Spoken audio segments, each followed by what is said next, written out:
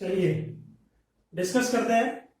इस चैप्टर में एक लास्ट और बहुत ही इंटरेस्टिंग टॉपिक है, that is known as hysteresis.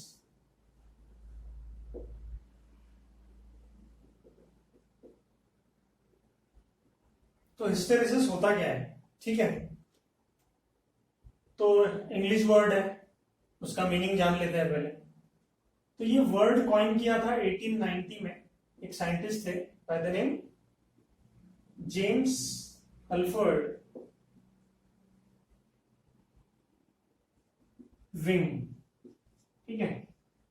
तो इन्होंने जब मटेरियल्स पे काम कर रहे थे, मैग्नेटिक मटेरियल्स पे काम कर रहे थे, कुछ रशियन साइंटिस्ट भी थे उनके साथ, तो मैथमेटिकल और कुछ डेटा एनालिसिस जब कर रहे थे तब उन्होंने सबसे पहले इस वर्ड को कॉइन किया। और इस वर्ड का मीनिंग है डायनेमिक लैगिंग, डायनेमिक लैग बोल दो या लैगिंग बोल दो, सीधा सीधा लैगिंग बिहाइंड, या फिर आप ये बोल दो डिफिशिएंसी। डिफिशिएंसी किसकी?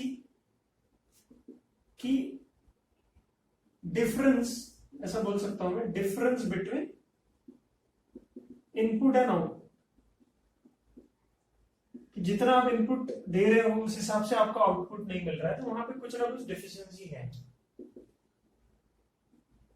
ना।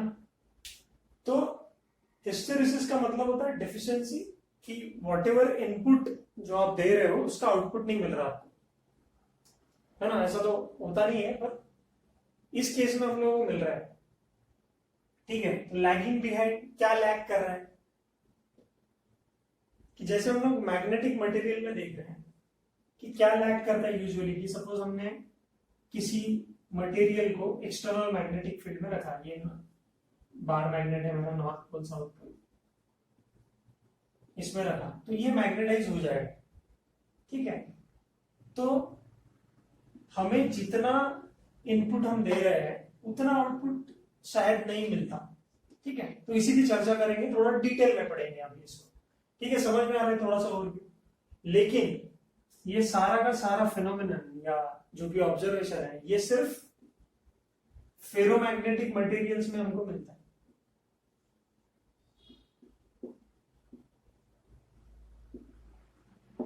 ठीक है। बाकी पैरामैग्नेटिक डायमैग्नेटिक में हमको नहीं ऑब्जर्व करने मिलेगा, क्योंकि अब लोग देखेंगे, हम लोग ऐसा ही क्यों होता है, ठीक। तो अब शुरू करते हैं कि डायनेमिक लैग या लैगिंग बिहाइंड कैसे होता है इन फेरोमैग्नेटिक मटेरियल।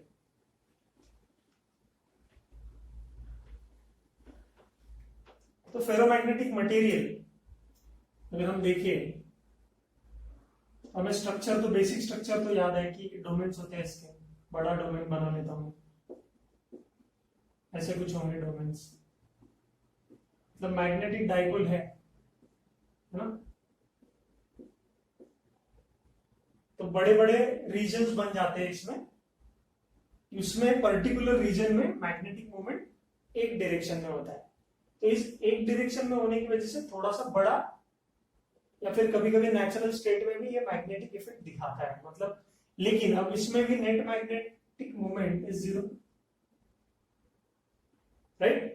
तो अब क्या होगा, हम लगाएंगे इसको, एक्सटर्नल मैग्नेटिक फील्ड दे देंगे, ठीक है। एक्सटर्नल मैग्नेटिक फील्ड में दे रखेंगे।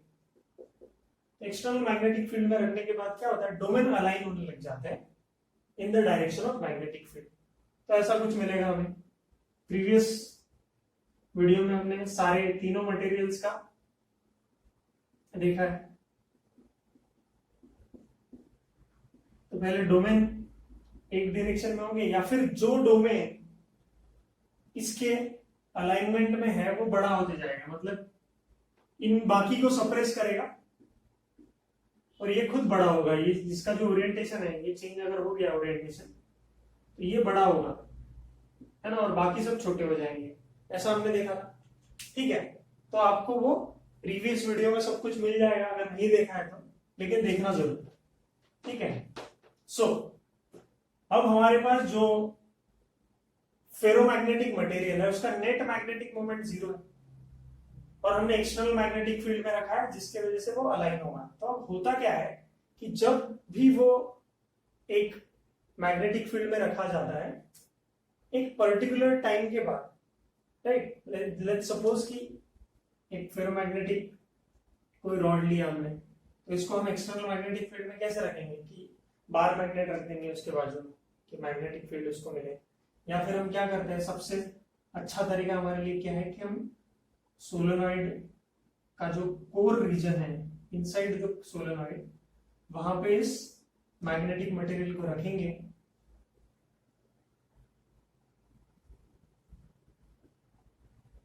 तो मैग्नेटिक फील्ड हमको मिलेगी यहां पे।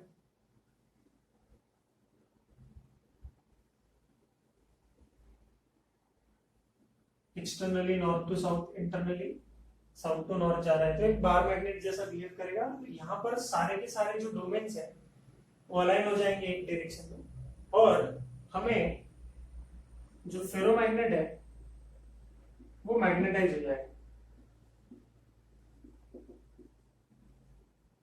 ठीक है, तो magnetisation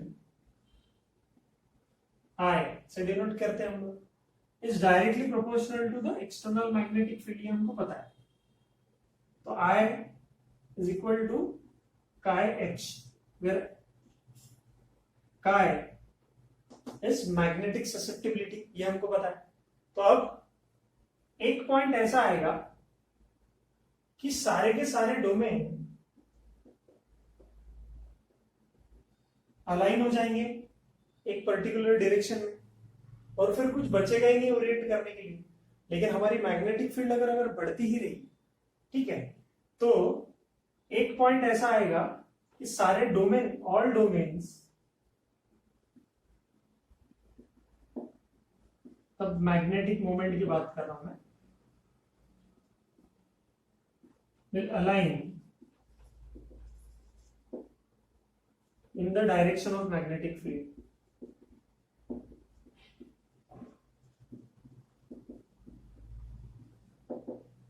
and reach a saturation point and reach a saturation point, saturation point पे पहुंच जाएगा, है कि नहीं। तो सैचुरेशन पॉइंट पे पहुंच गया, इसका मतलब क्या, आप कितनी भी एक्सटर्नल मैग्नेटिक फील्ड दो अब इसको, अब सब कुछ अलाइन हो चुका है। ठीक है, अगर अलाइनमेंट में डायरेक्टली निकाल रहा हूं किसी इसका, बाकी तो सब ये है अलाइन हो गए सारे, अब कुछ बचा ही नहीं अलाइन करने के लिए। तो सैचुरेशन पॉइंट रीच हो गया for that particular material. Material specific होता है, स्पेसिफिक मटेरियल के लिए, हर मटेरियल के लिए अलग अलग होगा। ठीक है, तो उसका ग्राफिकल रिप्रेजेंटेशन है ना, हम निकालते हैं in hysteresis, and that is called as hysteresis curve. देखेंगे अब इसको कि अब हम ये बात कर रहे हैं कि जब हमने इस सोलेनॉइड में अगर कुछ करंट नहीं दिया तो क्या था, मैग्नेटाइजेशन भी जीरो था, है ना, कि हमने कुछ भी करंट प्रोवाइड नहीं किया इस सोलेनॉइड में, ओपन है सपोज, ठीक है, तो क्या होगा, करंट इज जीरो, तो मैग्नेटिक फील्ड भी जीरो और मैग्नेटाइजेशन भी zero. Magnetization inside the material हम बी इनसाइड से भी शो करते हैं, है ना। टोटल मैग्नेटिक फील्ड किस पे डिपेंड करती थी, है ना, इंटरनल पैरामीटर। ये जो नेट मैग्नेटिक फील्ड थी ऑफ द मैग्नेट या ferromagnet, it depends upon internal factor plus external factor. Internal factor मतलब कौन से, जो डाइपोल मोमेंट है, जो ऑलरेडी अलाइन थे वो वाले, और एक्सटर्नल मैग्नेटिक फील्ड से क्या होता है कि और ज्यादा अलाइन हो जाते हैं। तो ये टोटल को हम मैग्नेटाइजेशन भी बोल सकते हैं। ठीक है, तो आपको कुछ बुक्स में डायरेक्ट रिलेशन मिलेगा magnetic field inside the solenoid and external magnetic field, इनके बीच का, है ना, या फिर आई एंड एच का ग्राफ मिलेगा, आई वर्सेस एच। तो हम लोग कोई बॉदर नहीं करेंगे, ये भी कर सकते हैं, ये भी कर सकते हैं। बुक्स में आप लोगों को ये भी मिलेगा, ये भी मिलेगा, तो कोई मतलब डिफरेंट मत समझना इसको, ये मेरा पॉइंट ऑफ व्यू है बताने का चीज। ठीक है, समझ में आ रहा है? So when no current passes we get zero magnetization, की अभी तक मैग्नेट बना ही नहीं है और एक्सटर्नल मैग्नेटिक भी तो फील्ड तो थी ही नहीं। ठीक है, चलो फिर हमने यहां पर स्विच ऑन कर दी, करंट घूमने लगा, ये बार मैग्नेट जैसा है, ये जो लूप है इसमें बार मैग्नेट जैसे मैग्नेटिक फील्ड लाइंस आएंगी। इंटरनली जो पैरेलल यूनिफॉर्म मैग्नेटिक फील्ड या डेंस मैग्नेटिक लाइंस जो जा रही है उसकी वजह से अब बार मैग्नेट क्या हो गया, सॉरी फेरोमैग्नेटिक मटेरियल है ना, फेरोमैग्नेटिक मटेरियल क्या किया, मैग्नेटाइज होने लगा। तो अब मैग्नेटाइजेशन नॉन जीरो है, कुछ ना कुछ है, एक्सटर्नल फील्ड भी नॉन जीरो है, तो हमें मैग्नेटिक फील्ड तो मिलेगी, है ना, मैग्नेटिक फील्ड की सम वैल्यू हमें मिलेगी। ठीक है, एक पॉइंट आएगा जहां पर अब हम लोग सैचुरेशन रीच करने वाले हैं, तो उसको हम ग्राफिकली ये बताते हैं। ये मिटा देता हूं अब, ये आपको रिलेशनशिप समझ में आ गया होगा। कंटिन्यूएशन में अगर लेक्चर देखोगे तो कोई चीज नहीं छूटेगी, कंटिन्यूसली समझ में आएगा, कोई प्रॉब्लम नहीं है। सो यहां पर क्या हो रहा है कि अगर मैं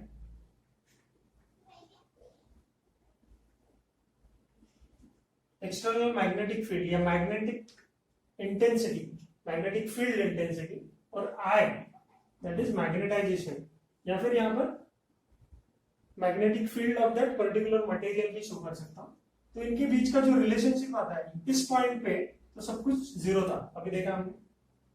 तो ये रिलेशनशिप जो आता है that is a non linear relationship, कि जैसे जैसे आप मैग्नेटिक फील्ड बढ़ा रहे हो वैसे वैसे वैसे वैसे मैग्नेटाइजेशन बढ़ रहा है, ऐसे हो सकता है। ठीक है, ऐसे दिखेगा इनिशियली, फिर एक पॉइंट के बाद सैचुरेशन आ गया। तो दिस पॉइंट स्टैंडर्ड नोटेशन है इसका, denoted by A, called as saturation point, saturation. ठीक है, तो बढ़िया बात हो गई। अब क्या हुआ, अब आपको पता है कि मैग्नेटिक फील्ड एक्सटर्नल देके कोई फायदा नहीं है, क्योंकि मैग्नेटाइजेशन बढ़ नहीं रहा है किसी मटेरियल का। तो आप क्या करोगे, मैग्नेटिक फील्ड को, एक्सटर्नल मैग्नेटिक फील्ड को बंद कर दो।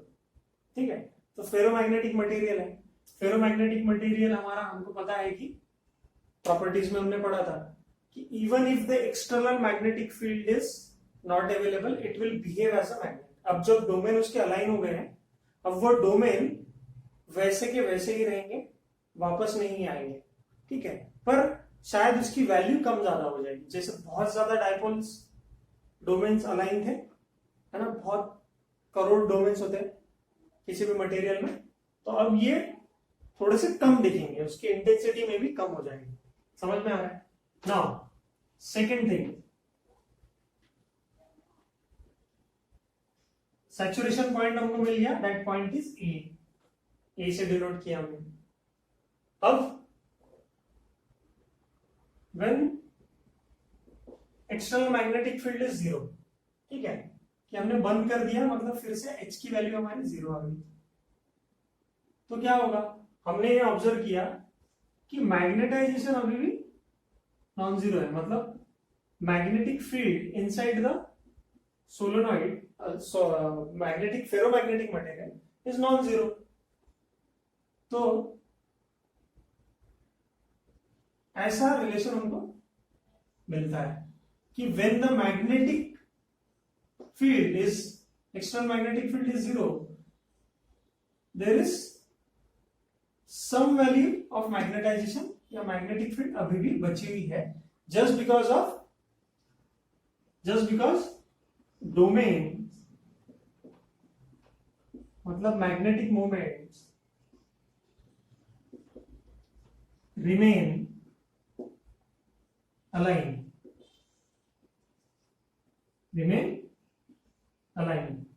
उसी डायरेक्शन में है अभी।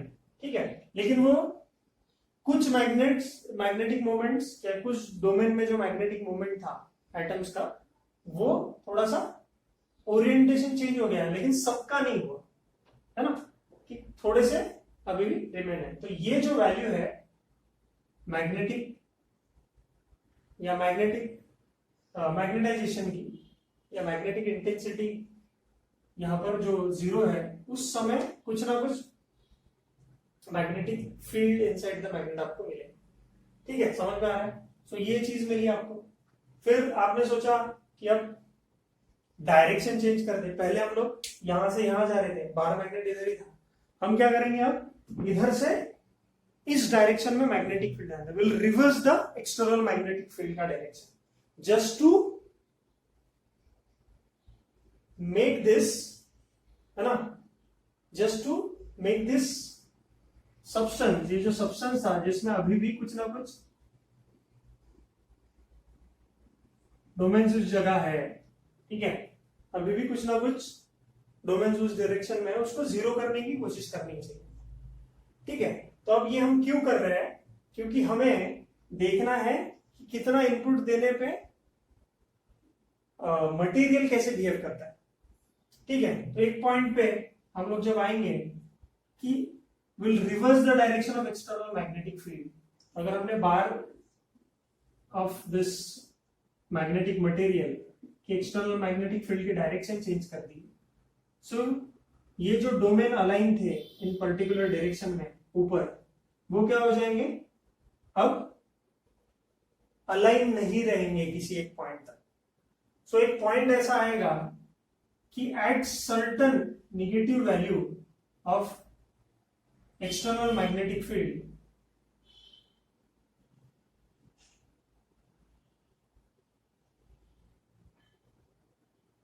क्या हो जाएगा, मैग्नेटाइजेशन वेक्टर या मैग्नेटाइजेशन विल बिकम जीरो। कि कोई एक पर्टिकुलर वैल्यू पे, that is negative value, direction change कर दी हमने एच की, है ना, फॉर दिस नेगेटिव वैल्यू हमें आई क्या मिल रहा है, जीरो मिल रहा है। हमें क्या मिल रहा है, एक मैग्नेटाइजेशन मिल रहा है हमें जीरो। समझ में आ रहा है क्या? मतलब ये जो डोमेन थे वो फिर से रैंडमली अलाइन हो जाएंगे, तो इसका नेट मैग्नेटिक मोमेंट अभी भी जीरो मिलेगा हमें। समझ में आ रहा है? बहुत छोटा दिख रहा है क्या? तो मिटा के थोड़ा सा बड़ा लिखता हूं। ठीक है, ये मिटा देता हूं, ये पहला सैचुरेशन पॉइंट था। अब ये जो पॉइंट है, ये वाला पॉइंट, कि जब magnetic external magnetic field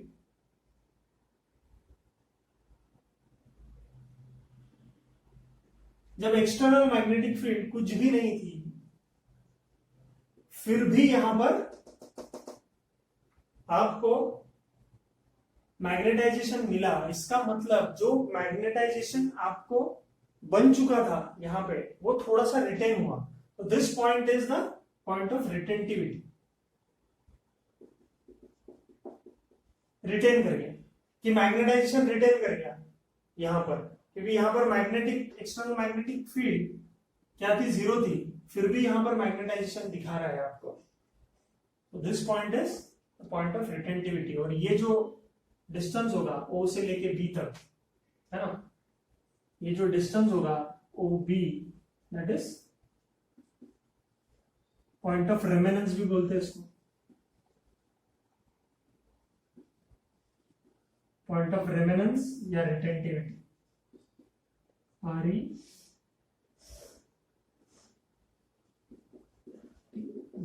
retentivity. समझ में आया? तो OB is the point of retentivity in this curve. ठीक है, और फिर यहां पर हम लोग जो इसका ओरिएंटेशन चेंज करने की कोशिश कर रहे हैं कि निगेटिव फील्ड देखें, अब मैग्नेटाइजेशन जीरो हो गया, मतलब नेट मैग्नेटिक मोमेंट, अब ये फिर से रैंडम हो गए तो नेट मैग्नेटिक मोमेंट जीरो हो गया। तो ये पॉइंट पे आपको जो पॉइंट मिला, दैट इज कोएर्सिव या कोएर्सिविटी, पॉइंट ऑफ कोएर्सिविटी। अब कोएर्सिव का मतलब क्या होता है? अब इंग्लिश वोकैबुलरी हमारी, कोएर्शन, स्पेलिंग गलत हो सकती है पर इंटेंशन बता रहा हूं मैं, इस मीनिंग का, मतलब वर्ड का मीनिंग बता रहा हूं कि कोएर्शन का मीनिंग आप बोलते हो ना कि अभी मुझे कोएर्सिव एक्शन लेना पड़ेगा, नहीं एक्शन लेना पड़ेगा कि आप पढ़ाई नहीं कर रहे, होमवर्क नहीं कर रहे, तो जबरदस्ती अब कुछ ना कुछ टास्क देना पड़ेगा, क्लास टेस्ट लेना पड़ेगा, कुछ ना कुछ ऐसा करना पड़ेगा। कोएर्सिव एक्शन बोल रहे तो अब अपोज करना है, अब ठान लिया है, ठीक है, कि अब बदला लेना है, ठीक है। तो हमने क्या किया यहाँ पे, इसको डीमैग्नेटाइज करना था। पहले हमने इसको मैग्नेटाइज किया एक्सटर्नल मैग्नेटिक फील्ड देके, ठीक है, फिर हमने मैग्नेटिक फील्ड निकाल दी, तो भाई डीमैग्नेटाइज हुआ ही नहीं, अभी भी रिटेन करके रखा है।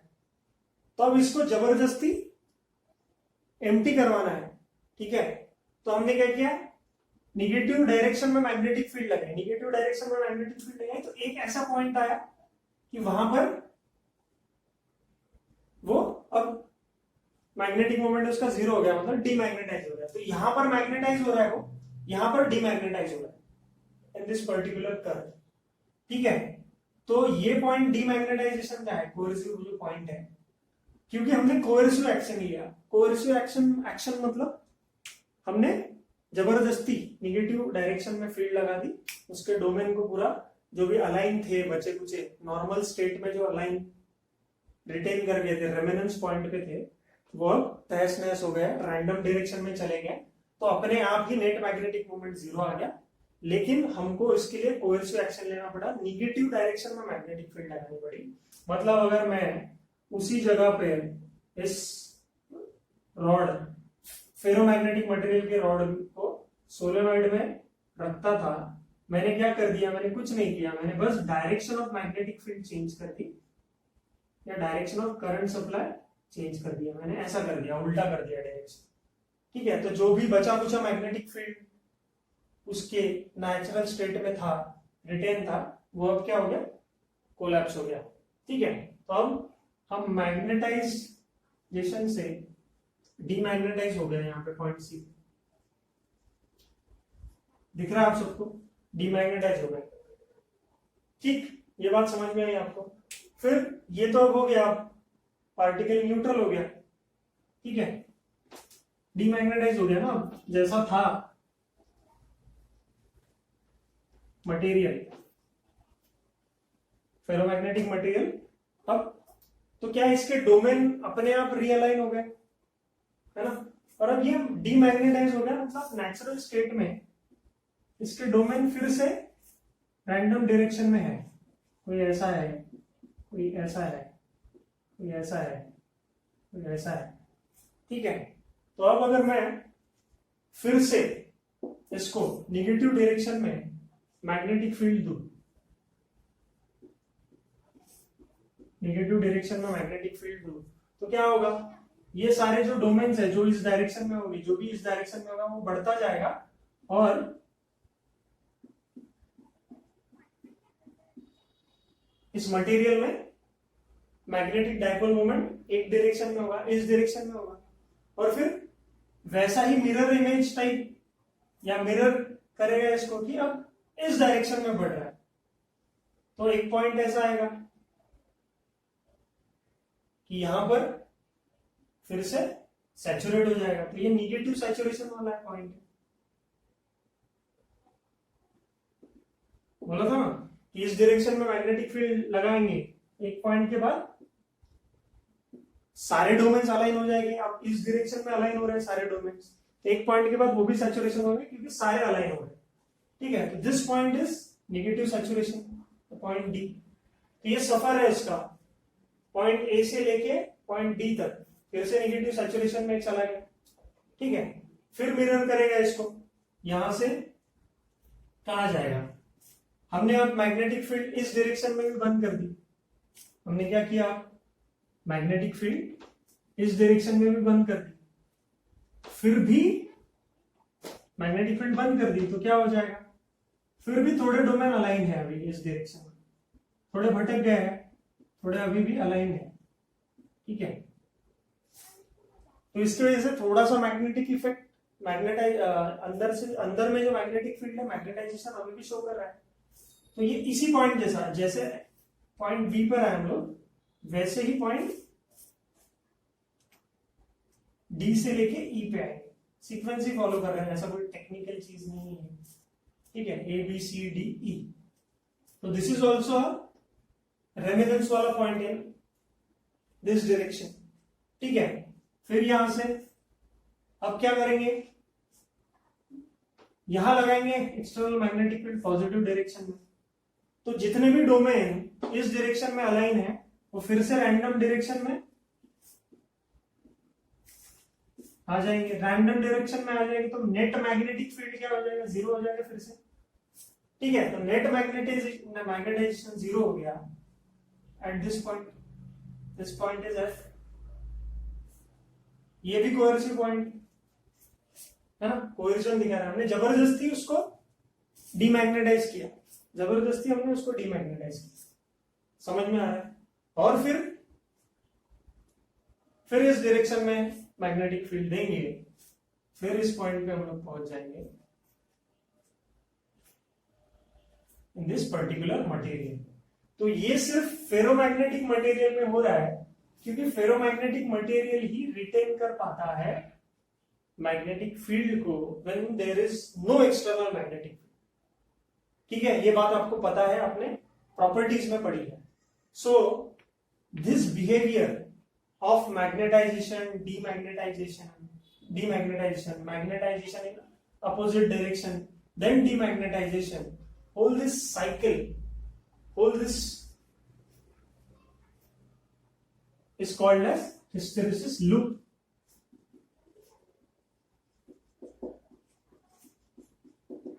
Cycle, hysteresis loop बोला जाता है इसको, कि ऐसा बिहेवियर दिखाता है, ठीक है। तो ये वाला जो पॉइंट है जहां पर आपको भी मैग्नेटिक फील्ड मिल रहा है,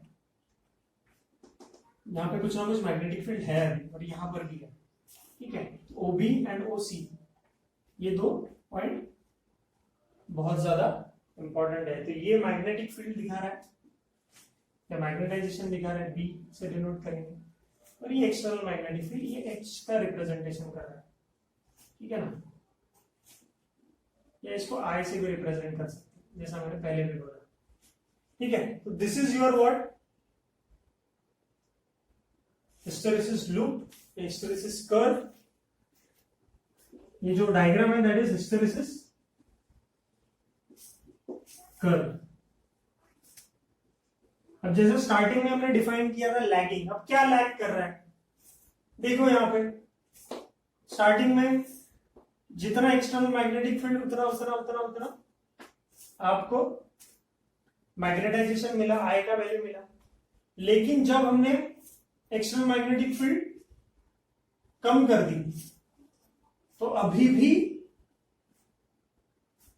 इनपुट कम हो गया, आउटपुट अभी भी पीछे चल रहा है, जीरो नहीं हुआ ना, नॉन लीनियर है। ये सारे ग्राफ कैसा है, नॉन लीनियर है। लीनियर होता तो, लीनियर अगर होता तो एक चीज बढ़ती तो दूसरी भी बढ़ती, है ना, जैसे हम ओम्स लॉ वगैरह पढ़ते हैं, ठीक है। वोल्टेज बढ़ा तो करंट भी बढ़ता है, तो लीनियर ग्राफ आता है। यहां पर लीनियर नहीं, नॉन लीनियर ग्राफ है। तो आपको ये जीरो हो गया, external magnetic field intensity zero हो गई, मैग्नेटाइजेशन अभी भी बचा हुआ है। फिर पीछे आ गया, इधर बढ़ रहा है, तब ये जीरो हुआ। अब ये बढ़ा इधर, कौन, magnetic field intensity, external magnetic field बढ़ा, तो ये मैग्नेटाइजेशन बढ़ रहा है। तो there is lag between I and H and I, इन दोनों के बीच में लैग है। इनपुट और आउटपुट के बीच में डिफरेंस है, इनपुट और आउटपुट के बीच में डिफिशियंसी है या लैगिंग है।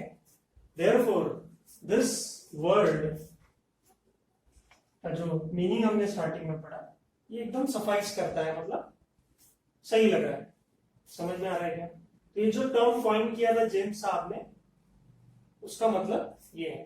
फिर और आपको पूछा जाता है कि कौन से मटेरियल के लिए हिस्टेरेसिस लूप कैसा होगा, क्या होगा, तो आप इसको कर सकते हैं। मतलब देखो ना कि जो ज्यादा रिटेन करेगा, है ना। हम क्या बोल रहे हैं कि ज्यादा जो रिटेन करता है, ठीक है, अगर एक्सटर्नल मैग्नेटिक फील्ड नहीं भी है, थोड़ा सा डिटेल में देख लेंगे इसको।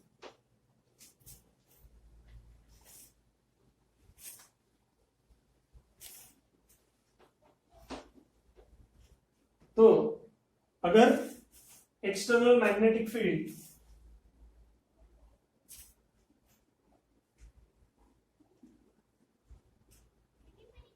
में रखा गया किसी मटेरियल को, तो क्या हो गया, सैचुरेशन पॉइंट पे पहुंच गया। फिर आपने मैग्नेटिक फील्ड हटा दी,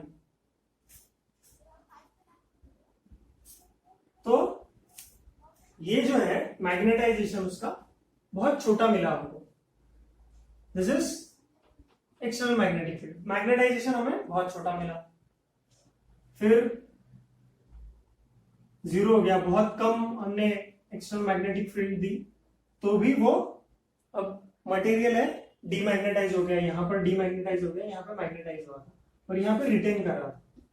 फिर निगेटिव डायरेक्शन में उसको भेजा तो फिर से सैचुरेशन पे पहुंच गया, फिर उसको वापस लेके आए, है ना, तो फिर रिटेन कर गया, फिर जीरो हो गया, फिर मैग्नेटाइज हो गया। ठीक है, तो ये लेंथ है रिटेंशन की, मतलब ये जो मैग्नेटिक फील्ड है या इंटेंसिटी है, इसकी वैल्यू बहुत कम है, मतलब बहुत कम रिटेन कर रहा है वो मैग्नेट। मतलब वो मैग्नेट एक्सटर्नल मैग्नेटिक फील्ड से निकालने के बाद बहुत कम मैग्नेट जैसा बिहेव कर रहा है। तो ऐसा प्रॉपर्टीज कौन दिखाता है? हमने देखा था कि अगर सोलोनॉइड का कोर सॉफ्ट आयरन का बन जाए, सोलोनॉइड का कोर सॉफ्ट आयरन का बन जाए, तो क्या हो जाता है, जैसे ही हम करंट का सप्लाई बंद कर देते हैं, जैसे ही हम करंट का सप्लाई बंद कर देते हैं, वैसे वो डीमैग्नेटाइज हो जाता है। ऐसा कोई मैग्नेटिक फील्ड उसमें मैग्नेट जैसा बिहेव ही नहीं करता है सॉफ्ट आयरन। सॉफ्ट आयरन क्यों बोला गया हम, है ना, क्योंकि जैसे magnetic field, external magnetic field बंद कर देंगे हम लोग, खत्म कर देंगे, वो it will be no longer behave as a magnet, it will not behave as a magnet. ठीक है, तो इसका मतलब है ये वाला वैल्यू और ये वाला वैल्यू कम होगा इसके लिए। तो हम बोलेंगे कि for soft iron, soft ferromagnets, soft iron core इसके सोलोनॉइड के केस में, कि वहां पे उसकी लो रिटेंटिविटी है, वैल्यू कम है ना, ये वाली लो रिटेंटिविटी है, यही तो प्रॉपर्टी बन जाएगी उसकी। और लो क्या, कोर्सिविटी,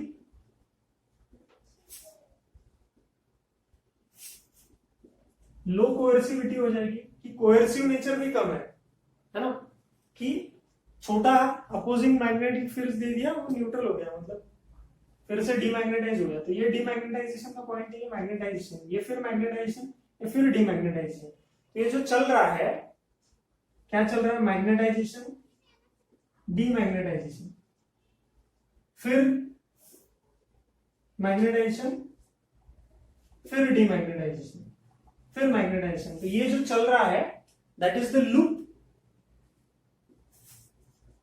यही तो है ना लूप। तो ये लो रिटेंटिविटी, लो कोर्सिविटी जो मटेरियल में होगा, वो क्या होगा, सॉफ्ट आयरन,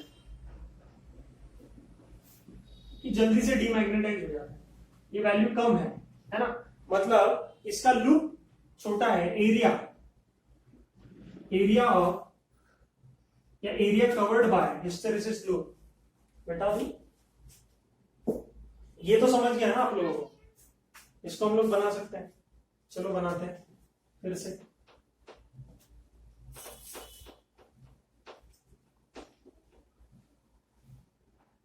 देखो area of hysteresis loop,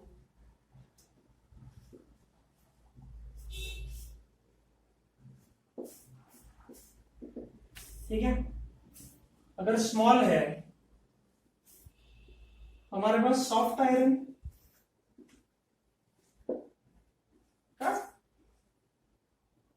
properties show कर रहा है वो, तो लो रिटेंटिविटी, लो कोएर्सिविटी, है ना।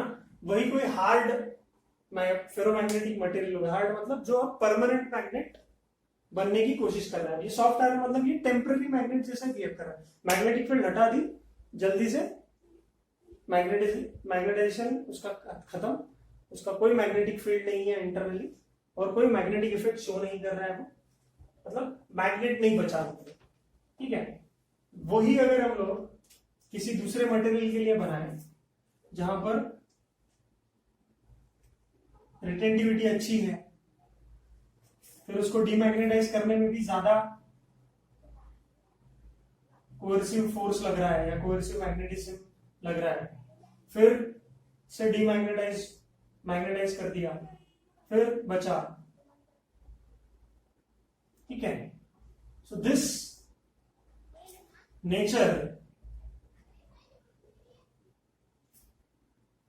तो यहां पर क्या होगा, हाई रिटेंटिविटी, हाई कोएर्सिविटी, है ना।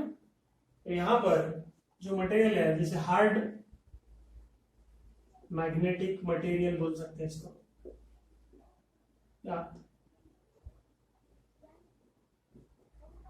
जो अच्छे परमानेंट मैग्नेट्स बनेंगे,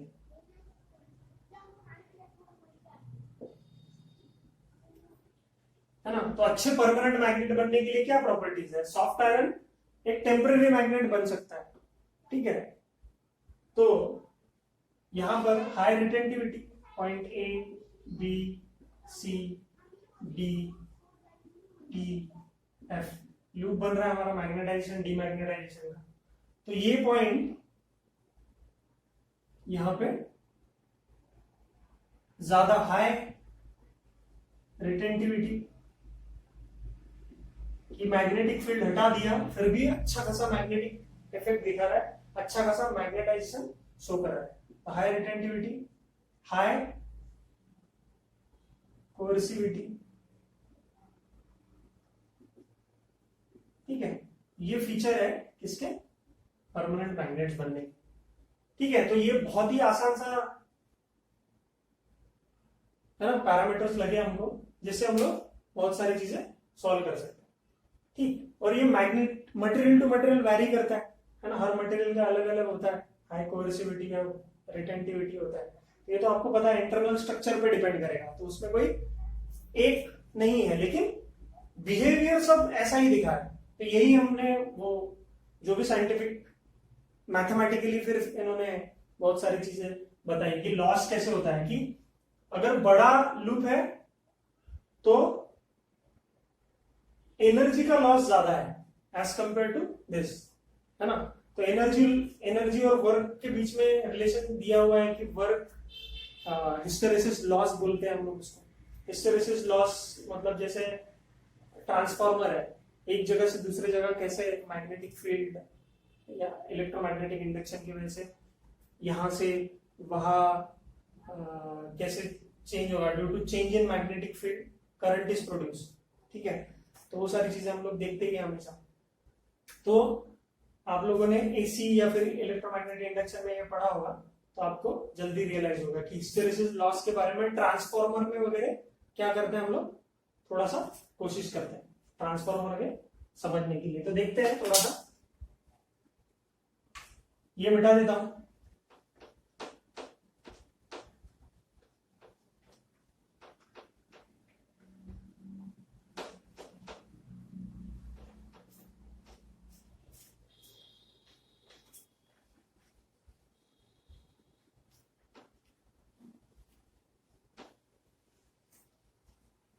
तो एक डायरेक्ट रिलेशन इन्होंने निकाला है कि वर्क जैसे एनर्जी लॉस या हिस्टेरेसिस लॉस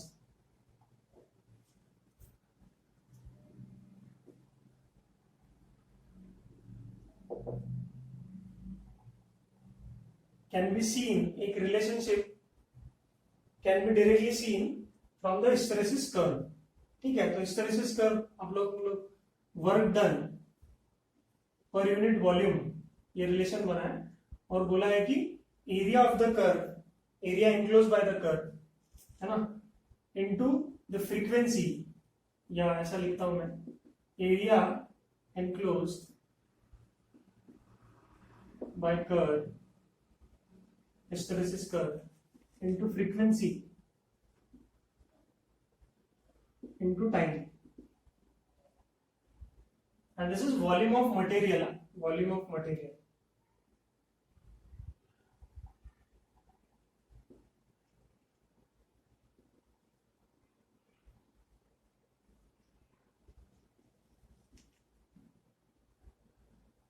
ये रिलेशनशिप हमको बताया है, ठीक है।